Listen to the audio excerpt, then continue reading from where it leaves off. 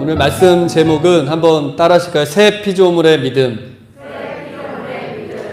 성경은 하나님의 말씀이죠. 그러나 그 속에는 사람들의 이야기가 나와 있습니다. 그래서 우리가 성경을 통해 만나는 사람들, 그들을 우리는 하나님의 사람이라고 이야기를 해요. 또 다른 말로 믿음의 사람들이다라고 이야기를 합니다. 이 믿음의 사람, 이 하나님의 사람들에게는 공통점이 있어요. 승리한 사람들, 성공한 사람들, 이들에게 공통점이 있습니다. 그 공통점은 무엇입니까? 바로 그들은 변화를 겪었다는 것이에요. 변화했던 어떤 계기들, 그런 분기점, 터닝 포인트가 반드시 있었다라는 것입니다. 어제와 오늘이 달랐어요.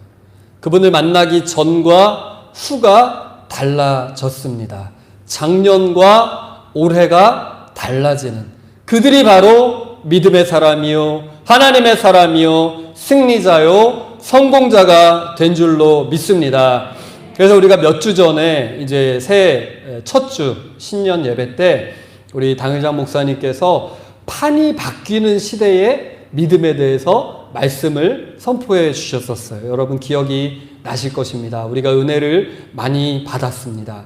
지금은 판이 바뀌는 시대예요. 우리가 2020년에서 2021년으로 넘어왔습니다만 그 단순히 달력이 한 장 넘어간 게 아니라 해가 바뀐 것뿐만 아니라 지금 우리는 환경이 바뀌고 상황이 바뀌고 그것을 뭐라고 표현하셨어요? 판이 바뀌는 그런 시간 속에, 그런 시대에 우리가 살아가고 있더라라는 것입니다.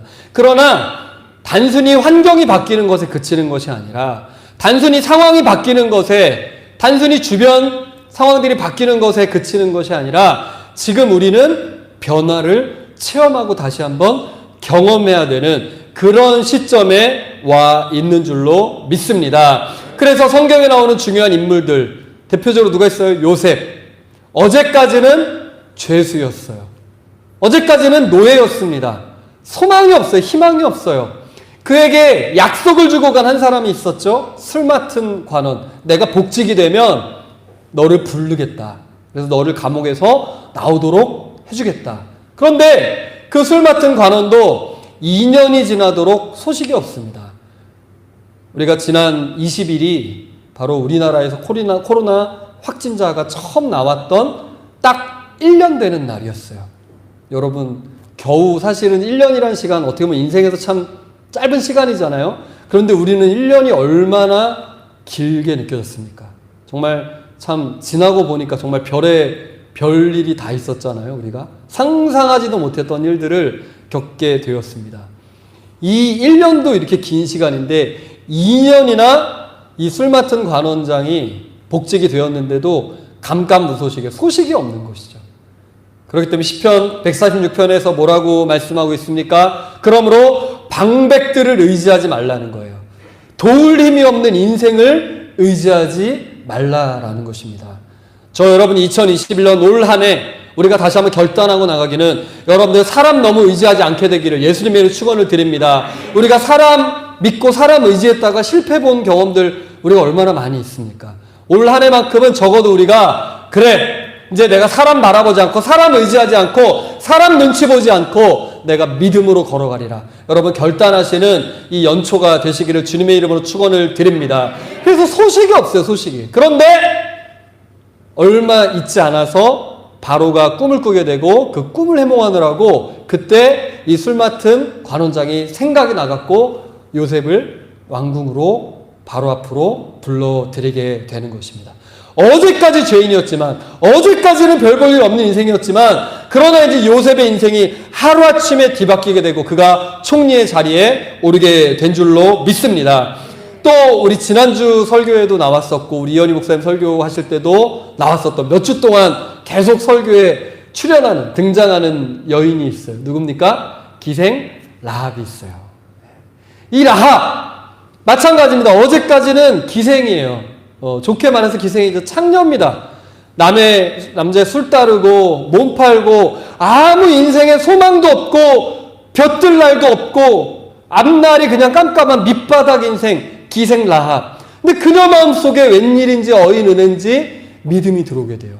그리고 정탐꾼, 이 살몬이라고 하는 정탐꾼과 또 하나 이름이 알려지지 않은 정탐꾼, 이 두 정탐꾼을 믿음으로 담대하게 숨겨주게 되었을 때, 이제 여리고성이 무너질 때에 그녀의 집에 놀라운 일이 벌어지게 됩니다. 이 빨간 줄을 내려놓고 구원에 이르게 돼요.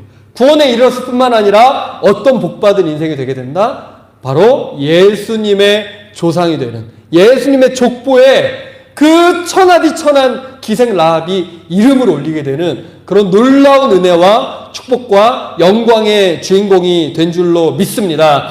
여러분, 공통점이 뭐예요? 시간이 긴 시간 걸리지 않아요. 뭐 한 달, 두 달, 뭐 1년, 2년 걸리지 않았습니다.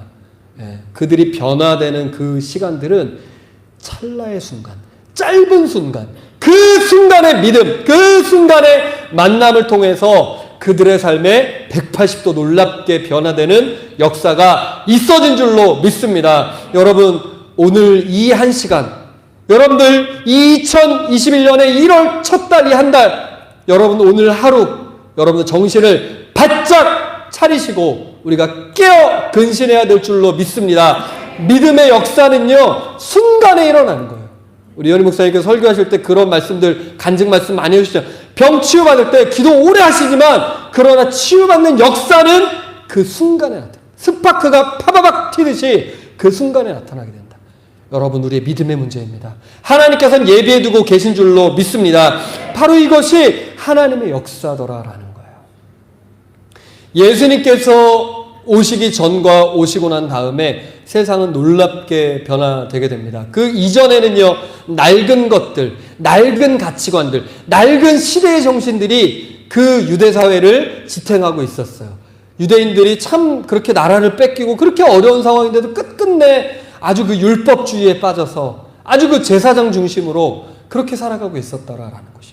그러나 예수님께서 오시게 되면서 질서가 바뀌게 됩니다. 그 이전에 주인공이었던 높은 자리에 있었던 사람들에 대해서 예수님께서 이제 누가복음 14장에 보면 비유로 말씀을 해주세요. 큰 잔치를 열었어요, 한 사람이. 자리를 채워야 됩니다. 그런데 나는 밭을 사서 밭가락에서 못 가. 나 소를 샀어. 소 보느라고 못 가. 못 가. 다 바빠서 못 옵니다. 주인이 어떻게 해요? 종들을 불러서 빨리 거리로 나가서 누구를 데리고 와라? 가난한 자, 눈먼 자, 저는 자, 연약한 자들을 데려다가 잔치자리를 채우라는 것이에요.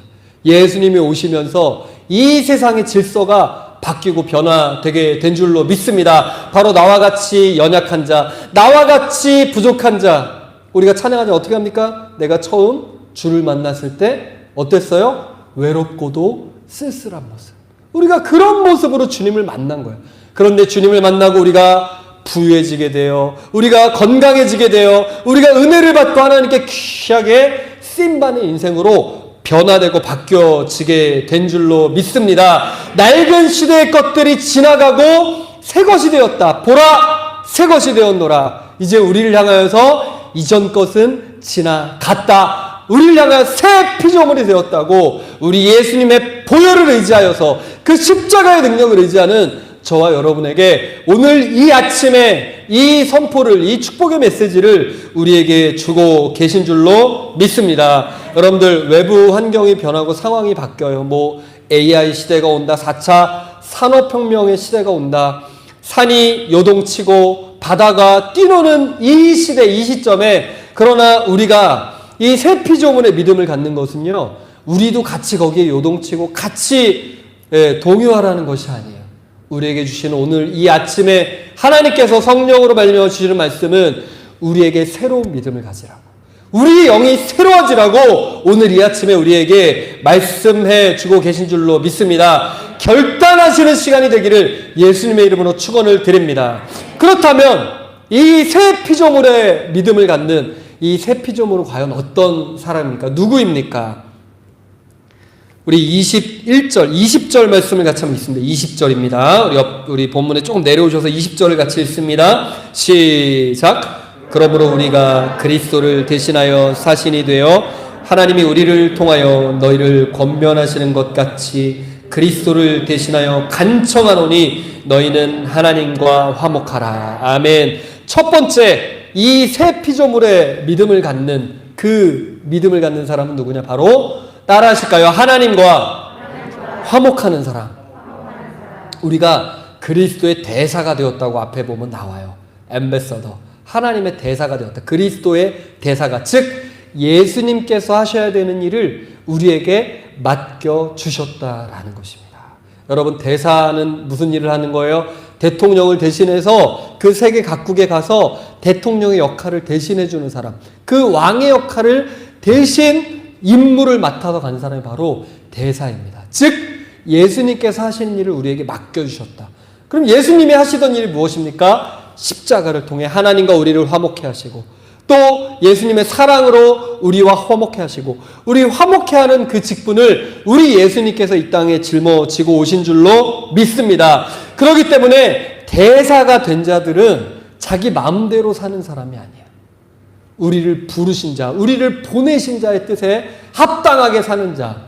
그래서 디모데 후서 2장에 보면 군사로 다니는 자가 자기 생활에 얽매이는 자가 하나도 없다. 왜? 군사로 모집한 자를 기쁘게 하기 위해서. 저와 여러분은 우리가 사람을 기쁘게 하지 않고 세상을 기쁘게 하지 않고 우리를 부르신 자, 우리를 모집하신 그 하나님을 기쁘시게 하는 그리스도의 대사가 되어서 하나님과 화목한 자가 돼야 될 줄로 믿습니다. 우리 2021년도에는 무엇보다도 우리가 제일 목표로 삼아야 되는 게 하나님과 화목해야 되겠다. 여러분, 하나님과 화목한 사람 어떤 사람일까? 어떻게 우리가 하나님과 화목하는 것입니까? 무엇이 하나님과 화목하는 것일까요? 저희 집에 TV가 없기 때문에 요즘은 이제 스마트폰으로 많이 뭘 볼 수가 있잖아요. 그래서 저희 아이들하고 이렇게 가끔 시간이 날 때 즐겨 보는 영상이 있어요. 예, 어떤 영상을 자주 즐겨 보느냐면 동물의 왕국. 예, 동물의 왕국 우습게 보지 마십시오. 예, 되게 재밌습니다. 가만 여러분 한번 보세요. 별로 안 좋아하시는 분도 계실지 모르겠지만 너무 재밌어요. 재밌는데 참 많은 것들을 이렇게 교훈적으로 깨닫게 돼요. 동물의 왕국 보면 어떨 때는 참 사람보다 낫다라는 생각이 들 때도 많이 있어요. 예. 이 동물들은요, 대체로 보면 의리가 있어요. 예. 그래서 이렇게 쉽게 잘 이렇게 등 돌리고 배신하고 이런 것들이 잘 없는 것 같습니다. 제가 이렇게 죄송합니다. 인생을 좀 살아보니까 이제 저도 이제 내년이면 꺾인 90살이 되거든요. 예, 이제 45, 올해 45인데 이제 반 90인데 이렇게 45 정도 살아보니까 우리가 인간관계들을 많이 맺고 살잖아요. 많은 인간관계들이 있잖아요. 의리더라고요. 의리. 보니까 부부관계도 사실은 우리가 사랑이죠, 애정이죠. 근데 한 커플 들어가 보면 의리더라고요. 의리. 그러니까 이게 딴짓하고 나쁜 짓하고 하는 것들은 이 의리를 깨버리는 거예요. 우리가 사람 그 우정, 친구 간에만 의리가 있는 게 아니라 모든 인간관계에 그게 있더라고요. 이 선생님과 제자 간에도 의리고, 또 친구 간에 물론이고, 예, 부모 자식 간에도 의리라는 게 존재하더라고요. 보니까. 그죠? 예. 그런데 더 중요한 의리가 뭐냐면요, 제가 점점 느끼는 게 바로 우리 믿음 안에 있는 우리 지체들 간의 의리인 줄로 믿습니다. 그래서 여러분, 제일 어리석은 사람이 누구냐면요, 목사님하고 잘 못 지내는 사람. 예, 주의 종과 의리를 깨트리는 사람. 배신하고 떠나가고 서로 대못받고 마음 아프게 하고. 예. 여러분, 우리가 눈에 보이는 주의 종하고의 의리도 지키지 못하면서 어떻게 눈에 보이지 않는 하나님과의 의리를 지키겠어요? 예, 이 의리를 지켜 나가시기를 부탁을 드립니다. 그리고 성도들 간에도 마찬가지예요. 예, 동물 세계에는 참 이런 의리가 존재하죠. 참 보면 정말 흐뭇한 장면들이 있어요. 그런데 얼마 전에 본 영상에 보니까 이 이제 물이 부족한 초원지대인데, 아프리카 초원 사막지대인데 물이 부족해요. 근데 이제 물이 조금 남아있는 곳에 이제 흩어져 있었던 이 코끼리 무리에서 이제 물을 찾아서 그 동네 우물에 모이듯이 거기에서 코끼리들이 이제 만난 거예요. 만났는데, 신기하더라고요. 저는 똑같이 보이거든요. 코끼리 보면 다 그 코끼리가 그 코끼리고 저 코끼리가 저 코끼리인데 다 똑같은데 걔네끼리는 알아보더라고요. 알아봐요. 그래서 코끼리 두 마리가 딱 만났는데 둘이 친구인 거예요. 친구. 이 같은 무리에서 있다가 이제 물이 없어서 막 물 찾아 헤매다가 떨어져 있다가 그 물가에서 만난 거예요. 친구가 오랜만에 만났나 봐요. 만나니까 어떻게 합니까? 반갑게 막 인사를 해요. 인사를 합니다. 어떻게 인사할까? 어떻게 반갑게 표현할까요? 사람같이 막 악수할까요? 발 들어서 악수할까요? 막 머리로 막 들이밀까요? 막 어떻게 몸을 비빌까요? 네. 코끼리 아저씨는 어떻게 잘하세요? 코끼리 아저씨는 손이 뭐예요? 코잖아, 코. 이거 저 너무 신기하더라고요. 어떻게 합니까? 친근감의 표시, 친밀감의 표시 어떻게 합니까? 코를 서로 내밀더니 코를 막 이렇게 막 비벼대면서 막 한참을 진짜 막 꽈서 막 이렇게 비벼대면서 이 사람으로 따지면 악수하듯이 그렇게 이 반가움의 표시를, 친밀감의 표시를 막 이렇게 몸으로써 하는 거를 보면서 마음 한켠 이렇게 찡하더라고요. 얼마나 그냥 보고 싶었으면 저렇게 표현을 할까. 백수의 왕 사자, 이 온 동물 중에 제일 센 사자들은 표현할 때 어떻게 할까요? 사자들, 막 입을 벌리고 막 서로 막 깨물려고 하고 막 발로 치고 하죠. 근데 제일 최고의, 제가 잘 살펴보니까 최고의 애정의 표현은 혓바닥으로 핥더라고요. 더러워 죽겠어요. 아주 그냥 그 몸에 막 그 먼지도 뭉고 했을 텐데 그래도 좋대. 막 혓바닥으로 막 지 새끼고 뭐 그냥 배우자고 뭐 친구 간에 핥더라고요. 무조건 핥더라고요. 이 북극곰 엄마가 잠이 들었어요. 낮잠이 들었는데 북극곰 새끼들도 서로 이렇게 그냥 노는 거예요. 우리가 볼 때는 잘못 보면 싸우는 것 같은데 노는데 어떻게 놉니까? 막 입을 벌려서 서로 막 이렇게 살살 물어가면서 막 툭툭 치면서 그렇게 노는 모습을 보았어요. 바로 뭡니까? 이 친밀감 표시. 우리가 하나님과 화목하는 길은 뭐예요? 바로 스킨십이 있어야 될 줄로 믿습니다. 하나님을 우리가 가까이 가서 어루만지는 사람이 돼야 된다라는 거예요. 그래서 우리가 찬양하잖아요. 어떻게 찬양합니까? 주님여 이 손을 꼭 잡고 가소서. 약하고 피곤한 이 몸을 우리 가슴에 손을 얹으시고 폭풍우 흑암속 해치사 손잡고 나를 인도하소. 인생이 힘들고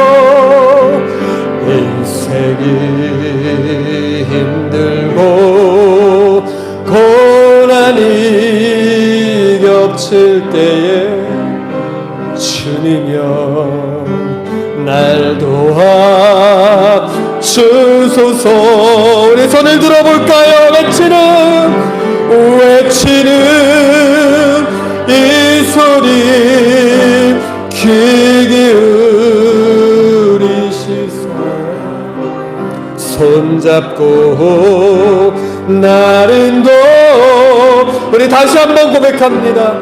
주님이여 이 손을, 주님이여 이 손을 꼭 잡고 가소서. 약하고 피곤한 이 몸을 폭풍우 흑암속 해치사 외치로 손잡고 나를 인도하소서. 할렐루야. 세상에서 우리 손을 잡아줄 수가 없어요.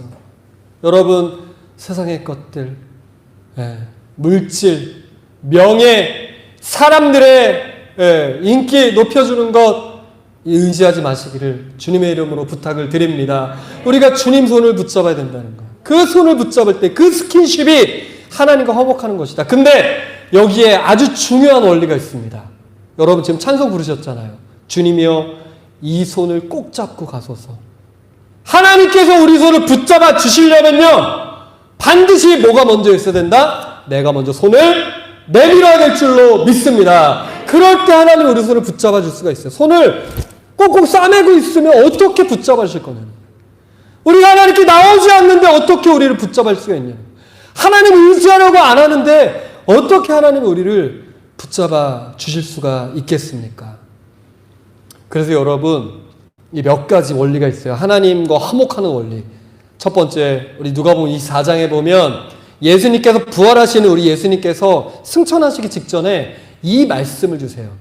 이제 너희에게 하나님이 약속하신 것을 주실 것이고 너희에게 하나님의 그 능력이 임할 것인데 그 능력이 임하기까지 이 성에 머물라 하시니라 하시고서 예수님은 승천에 올라가십니다. 여러분, 우리가 해야 될 것, 이제 이 저녁 예배 때, 우리 오늘 오후 예배 때 우리가 재직 헌신 예배를 드립니다. 우리 1년 동안 하나님께서 내게 목숨 걸고 이 사명을 감당하라고 우리에게 맡겨주신 직분이 있는 줄로 믿습니다. 그렇다면 우리가 이제 그것을 끝까지 붙잡아야 된다는, 놓치면 안 된다는 거예요. 예. 우리에게 맡겨주신 자리가 있어요. 우리에게 맡겨주신 우리가 섬겨야 될 이 제단이 있습니다. 하나님, 우리가 이 제단을 떠나지 않고 그 능력이 임할 때까지 머물러 있게 하여 주시옵소서. 이것이 바로 하나님과 화목하는 길인 줄로 믿습니다. 떠나는 사람은 참 어리석은 인생이 되는 거예요. 그 두 번째, 또 우리가 하나님과 화목하는 길은 무엇이냐? 제가 새해 첫 주 우리 중고등부 우리 학생들에게 설교하면서 이런 말씀을 전했어요. 우리가 아침에 깨어나게 되면 제일 먼저 뭐부터 하는가? 많은 사람들 이 퍼센테이지가, 여러분들은 뭐 하시나? 아침에 깨시면 물 마신다, 그죠? 이게 1등 제일 많았고, 화장실 간다, 그죠? 거의 아마 대부분 그렇게 많이 하실 텐데, 그거는 이제 생리적인 욕구니까 그렇다 치고, 그 다음 많이 나오는 게 뭐냐? 스마트폰 켠다, TV 리모컨을 잡고 TV를 켠다, 이런 것들이 많아요. 우리가 아침에 깨면요, 하나님께서 물론 우리를 보호해 주시죠. 그러나 여러분, 이걸 아셔야 돼요. 우리가 아침에 깨어나는 그 시간에 마귀도 같이 깨어나게 된다. 어떻게든 우리를 실족해 하기 위해서, 우리를 멸망의 길로 끌어가려고 마귀는, 내가 새벽에 깨든 아침에 깨든 뭐 늦은 아침에 깨든 항상 우리가 깰 때 마귀도 같이 깨어난다는 것이에요. 여러분, 그렇기 때문에 우리가 영적으로 깨어있지 못하게 되면, 우리가 영적으로 살지 못하게 되면 여러분, 아침 시작부터 마귀 밥이 될 수밖에 없어요. 그래서 저는 이렇게 확신 있게 말씀을 드릴 수가 있습니다. 우리가 하루 살아가는 시간 중에 가장 중요한 시간이 언제냐? 바로 잠 깨어서 아침 첫 시간. 여러분, 그 첫 시간을 은혜롭게 거룩하게 하나님과 화목하며 하나님과 스킨십하며 시작할 수 있게 되기를 예수님의 이름으로 부탁을 드립니다. 그래서 우리가 하루 첫 시간을 은혜롭게 시작하기 위해서 제가 학생들에게 그 얘기 했어요. 아침에 깨거들랑 뭐 화장실 갔다 오고 물 한 잔 마시고 그 다음에 뭐부터 해라? 성경책부터 한 장 펴라는 거예요. 뭐부터 해야 된다? 기도부터 해야 된다. 성령님 환영합니다. 성령님 내 마음에 찾아오시옵소서. 성령님 우리 부모님을 지켜주세요. 우리 자녀들을 지켜주세요. 우리 가정을 지켜주세요. 성령님과 오늘도 하루 종일 동행하게 될 줄로 믿습니다. 성령님 환영합니다. 감사합니다. 하나님 인도해 주시옵소서.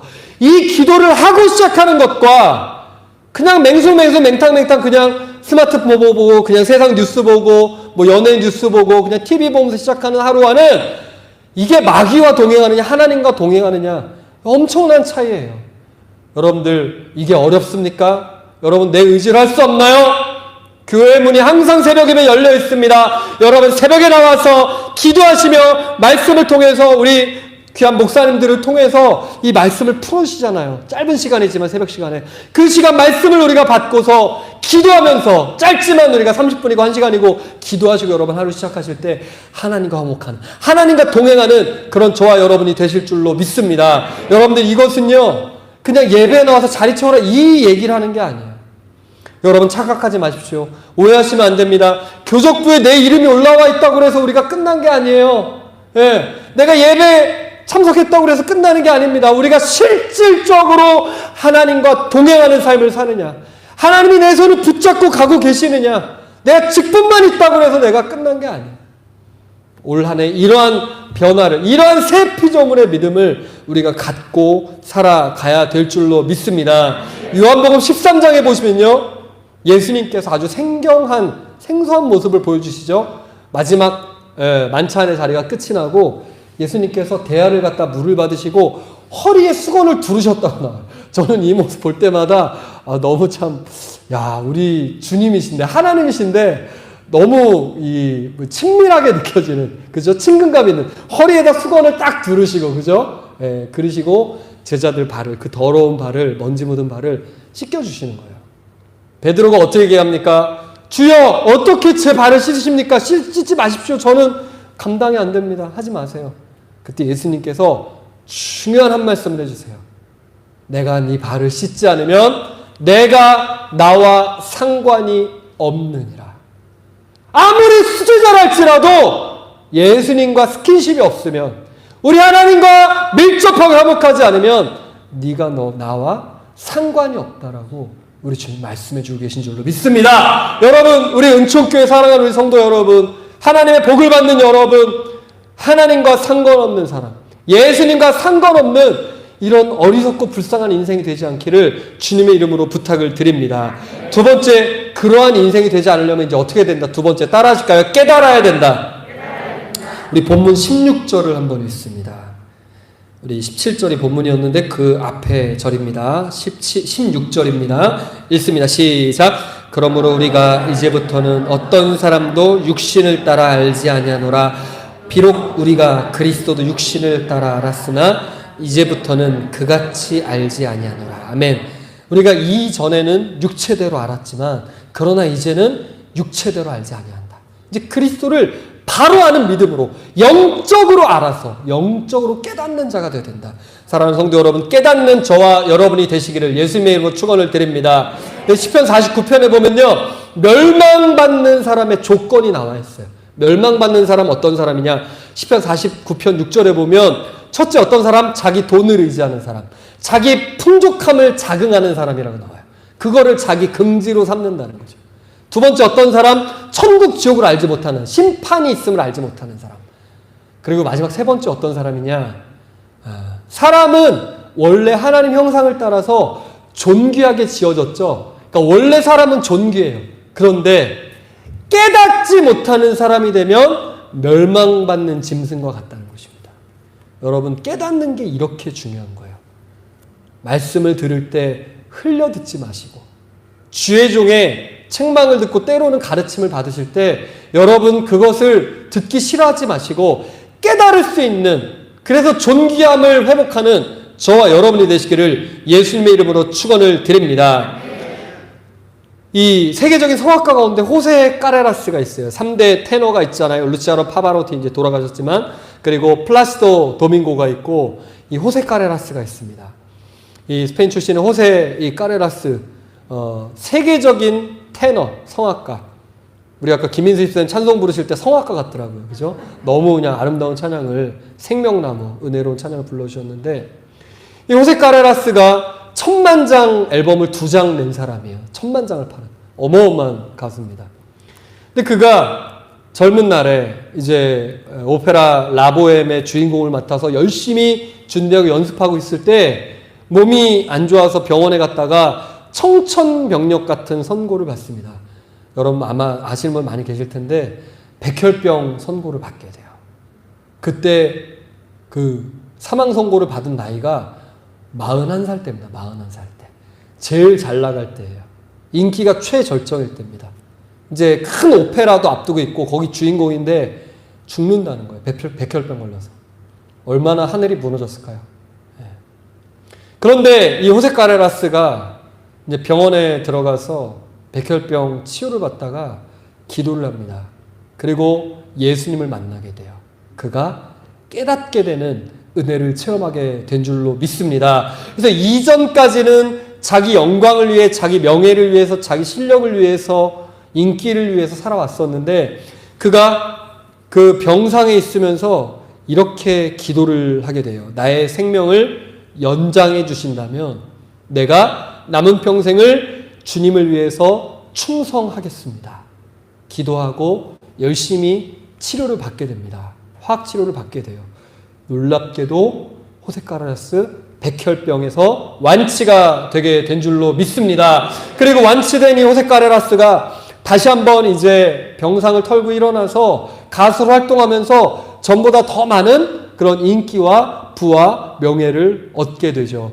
그가 이제 공연을 통해서 얻게 되는 수익들을 어떻게 하기로 하느냐? 호세카레라스 백혈병 재단을 만듭니다.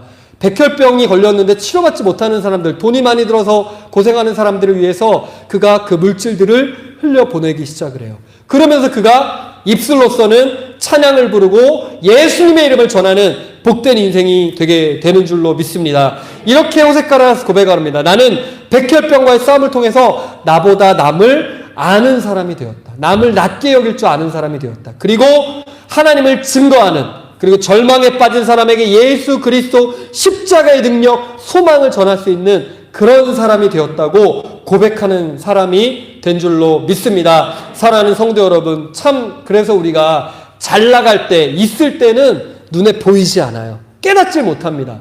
사람이 잃어봐야지, 이제 어려운 상황에 처해봐야지 깨닫는 거예요. 참 어리석죠. 여러분, 지금 가진 것들, 지금 누리는 것들, 우리에게 허락된 것들에 지금 감사할 수 있는 깨닫는 저와 여러분이 되기를 주님의 이름으로 부탁을 드립니다. 우리가 이전에는 몰랐어요. 맑은 공기 마음껏 들이마시는 게 얼마나 감사한지 마스크 쓰고 나서야 알았습니다. 마스크 써보니까 1년 지나니까 어떠세요, 여러분? 집 나가다가요, 오늘 공기가 왜 이렇게 상쾌하지? 오늘 너무 공기가 맑다. 그러면 빨리 집으로 되돌아가야 돼요. 왜? 마스크 놓고 온 거예요. 그죠? 우리가 마스크 써보니까 얼마나 감사합니까? 이 맑은 공기 쐬는 게. 미세먼지가 있어 보니까 알잖아요. 그동안은 그냥 존재도 알지 못했던 이 공기, 이 맑은 공기가 얼마나 감사한가. 사람 마주 앉아서 얘기하는 게 얼마나 감사한가. 요즘 그런 말을 많이 들어요. 비행기 타보고 싶다. 비행기 탈 때는 몰랐어요. 그게 감사한지. 근데 지금 느끼는 겁니다. 비행기 타고 여행 다니던 시절이 얼마나 감사한가. 아이들 종종 걸음으로 학교 제잘제잘 떠들면서 학교 가던 그것들이 얼마나 감사한 것인가. 아이들 배웅하면서 학교 잘 갔다 와 그 뒷모습 보던 그때가 참으로 그립고 그립습니다. 우리가 지금 잃어보니까 느끼는 거예요. 그래서 우리 이런 가르침을, 이런 깨달음을 말씀 준비하면서 주시더라고요. 우리가 1년 동안 많은 것들을 잃어버린 것 같지만, 그러나 하나님께서는 이 잃어버린 것들을 통하여서 더 많은 것들을 우리 가운데 깨닫게 하시고 가르쳐주고 계신 줄로 믿습니다. 그리고 이제 새롭게 시작이 될 때에는 정말로 이제 하나하나 차곡차곡 정말로 정성스럽게 쌓아갈 수 있도록, 우리가 그것들에 감사하며 기쁨으로 느끼며 쌓아갈 수 있도록 우리에게 그런 은혜를 베풀어 주시는 줄로 믿습니다. 여러분, 진리의 문제가 아니에요. 진리가 잘못된 게 아니에요. 교회가 문제가 있는 게 아닙니다. 우리가 어떻게 바라보고 어떻게 깨닫느냐의 문제라라는 것이에요. 이 고린도 교회는요, 가진 것이 많았거든요. 지식도 많았다고 그래요. 은사도 많이 나타났습니다. 심지어 성령께서도 함께 하셨다고 나와요. 그러나 그들은 깨닫지 못해서, 그래서 바울의 책망을 받습니다. 이 교회는 뭐가 있었느냐? 시기와 분쟁, 이 싸움이 있었다는 것이에요. 여러분, 그러나 깨닫지 못해서 책망받았던 고린도 교회, 그러나 마태복음 16장에 보면 베드로가 이렇게 고백합니다. 주는 그리스도시요 살아계신 하나님의 아들이십니다. 그러자 예수님께서 너를 깨닫게 하신 이는 네 혈육도 아니고 네 육신도 아니라는 거예요. 오직 하나님께서 깨닫게 하셨다. 네가 복되도다. 여러분, 복된 여러분들, 깨닫는 여러분들이 복된 여러분이 될 줄로 믿습니다. 그런데 우리가 깨달으려고 해도 잘 안 돼요. 왜? 내 스스로는 잘 깨달아지지 않는다. 고린도서 2장 10절에 보면 오직 하나님이 성령으로 우리에게 보이셨으니 성령께서는 어떻게 하신다? 하나님의 깊은 것까지 통달하시느니라.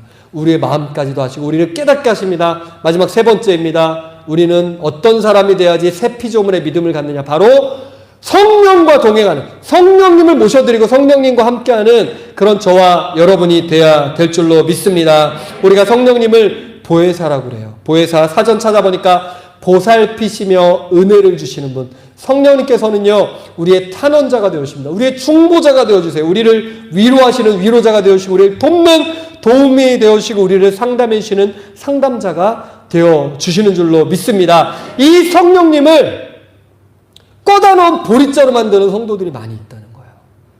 성령님이 분명히 살아계시는데 성령님과 동행하지 못해요. 은혜를 받지 못해요. 성령님과 함께하지 못하는 그런 어리석은 인생이 있단 말이에요. 성령님은 어떤 분이십니까? 제가 한 10년 전쯤에 이 설교 세미나를 갔어요. 설교를 어떻게 이렇게 해야 된다. 그런 거 좀 배웠는데 다 까먹었어요. 다 까먹었는데 그때 설교 가르쳐 주시는 그 설교 세미나 하시는 그 교수님, 목사님이 내 설교를 누구에게 좀 이렇게 모니터링을 한 번쯤 받아보라는 거예요. 누군가 내 좀 피드백을 해줘보라. 근데 사실 성도님들께 그걸 받는 건 쉽지가 않죠. 그죠? 어떻게 성도님들께 설교를 이렇게 평가를 받겠습니까? 제일 좋은 대상이 누구냐? 그걸 맡길 수 있는 제일 좋은 대상 누굴까요? 사모님. 와이프, 사모님. 뭐 가족이니까, 부부니까 뭐 할 말 못할 말 다 할 수 있잖아요. 그죠?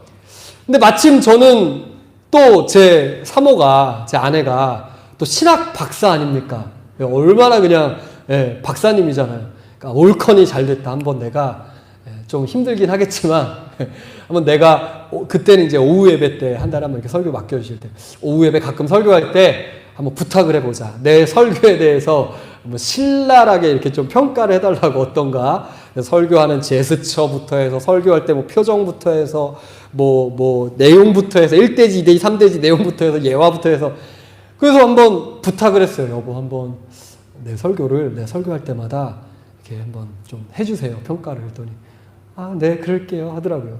착하잖아요 저 사람. 그죠? 한다 그래서 네 그럴게요 해갖고 흔쾌히 해주시기로 했는데 그래서 이제 한번 설교를 했습니다. 하고 딱 이제 갖고 오는 거야. 갖고 오는데 저는 이렇게 메모지에다가 이렇게 써갖고 노트 해서 그렇게 갖다 줄 줄 알았는데 A4지에다가 이렇게 쫙 뽑아갖고 제 설교 내용을 쫙 뽑아서 여기다 말풍선 이렇게 막 달아갖고 이 부분은 이랬네요. 여기는 뭐 이런다면서 아주 그냥 갖다 줬더라고요. 갖다 줬는데 이제 처음에는 딱 받아봤는데 이렇게 물론 이제 은혜 받았습니다. 좋은 내용이었습니다. 하는 게 그냥 90%는 좋았다. 은혜 받았다. 이 내용들이 있는데 95% 그죠? 95% 좋은 내용이 있고 나머지 이제 한 5% 10%는 아주 그 신학 박사님의 아주 그 냉철한 그 크리티즘 이 비평으로 저를 그냥 막 아주 그냥 여긴 왜 이런 말을 하셨나 그래서 그죠?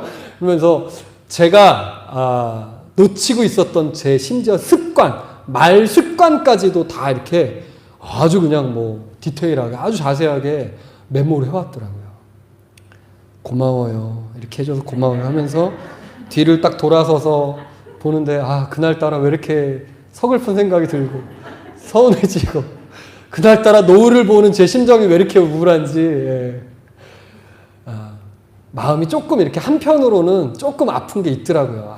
이랬구나 하면서 좀 아픈 게 있었어요. 근데 그것을 몇 번을 해줬습니다. 지금은 안 해줘요. 애들 낳고 이러면서 지금은 이제 못 해주는 것 같아요. 안 해주는데 좀 나중에 다시 부탁을 좀 해야 될 것 같은데 아팠죠. 마음이 아픈 게 있었죠. 조금 요만큼 있었죠. 근데 놀라운 게 무엇이냐면 그렇게 그래서 누군가 요 근래 이런 얘기를 해주더라고요. 나를 제일 모르는 게 누구냐? 나라는 거예요. 나. 오히려 주변 사람들은 더 잘한다는 거예요. 나를. 그 사람들 아멘 하실 얘기는 아닌데 누가 이렇게 얘기를 해주더라고요. 아멘 맞습니다. 그래서 한 번쯤은 정말 그 지혜로운 사람은 나에 대한 그런 평가들을 좀 듣는 사람이 지혜롭다는 거예요. 그걸 배척하고 왜 저런 말을 이러는 게 아니라. 근데 놀라운 게 뭐냐면 그렇게 몇 번 얘기를 제가 듣다 보니까 어느 틈엔가 제 집사람이 그 얘기를 해주더라고요. 여보, 목사님 그런 습관이 좀 사라지신 것 같아요.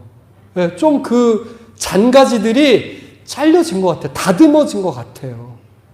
여러분 성령님께서 때로 우리에게 책망하시죠. 말씀하십니다. 뭐라고요? 성령님께서는 의에 대하여 믿음에 대하여 세상을 책망하시러 오셨다. 아멘. 우리를 책망하시고 우리를 또 야단칠 때도 있어요. 때로는 나보다 더 성령 충만하신 주의 종들을 통하여서 우리를 책망하시고 우리를 다듬으실 때가 있습니다. 여러분, 그럴 때 마음 상하고 그래서 떠나가고 등지는 사람은 어리석은 사람이 되는 거예요. 하지만 새 피조물의 믿음은 그것을 나를 위한 말씀인 줄로 깨닫고 그 책망이 나에게 약이 되어서 여러분들 다듬어지는 인생이 되면, 그래서 잔가지가 쳐지는 인생이 되면 여러분 백향목이 되어서 우리 교회의 기둥같이 쓰임받는 일꾼이 되실 줄로 믿습니다. 바로 여러분들에게 그러한 관점으로 우리 예수님께서 오늘 사도 바울을 통해서 이전 것은 지나갔으니 보라 새 것이 되었노라, 새 피조물이 되었노라. 우리가 얼마 전에 우리 이현희 목사님 생신이었는데 이제 조촐하게 생신잔치를, 이번에 이제 코로나 때문에 크게는 못하죠, 그죠? 하는데 우리 목사님이 이 건배 이제 저 음료수 따르고 건배사 하시는데 아주 정말 멋있는 말씀을 하시더라고요. 제가 기억에 남아요, 그 말씀. 뭐라고 하셨느냐? 이제 지나간 것은 다 잊고 새로 시작합시다! 하면서 이제 다 털어버리자는 거예요. 그 말씀 듣는데 제가 힘이 막 불끈 솟아오더라고요. 여러분, 좀 잘 못된 거 있었나요? 연약했던 거 있었나요? 지금까지 내가 실수했던 거 있습니까? 여러분, 이전 것은 지나갔습니다. 이제 우리는 하나님과 화목할 일만 남았어요. 깨달으면 됩니다. 성령님께서 도와주십니다. 그 성령님과 동행하신 저와 여러분이 된다면 우리가 올 한 해가 우리 인생의 기점이 되어서 요셉같이, 라합같이, 예수님의 시대와 같이 바뀌는 시대, 변화되는 시대, 새 피조물의 믿음으로 승리하게 되실 줄로 믿습니다.